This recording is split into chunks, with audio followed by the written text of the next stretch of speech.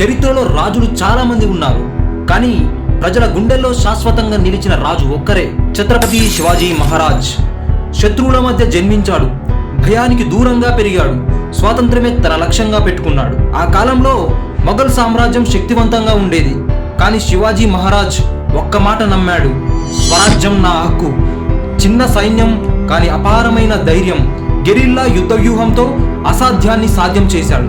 అఫ్జల్ ఖాన్ వంటి శత్రువులను తెలివితో ఎదుర్కొని మరాఠా సామ్రాజ్యానికి బలమైన పునాది వేశాడు.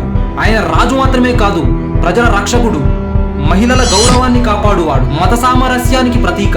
1674లో రాజ్యాభిషేకం జరిగి ఛత్రపతిగా అభిషేకించబడ్డాడు. ఆ రోజు ఒక సామ్రాజ్యం పుట్టింది, ఒక గర్వం వెలిగింది. శివాజీ మహారాజ్ మనకు నేర్పింది: ధైర్యం ఉంటే చాలు, దాస్యాన్ని ఛేదించవచ్చు. నిజం కోసం నిలబడితే చరిత్ర మన పక్కన నిలుస్తుంది. అలాంటి మహావీరుడికి మన హృదయపూర్వక వందనాలు. జై భవానీ, జై శివాజీ.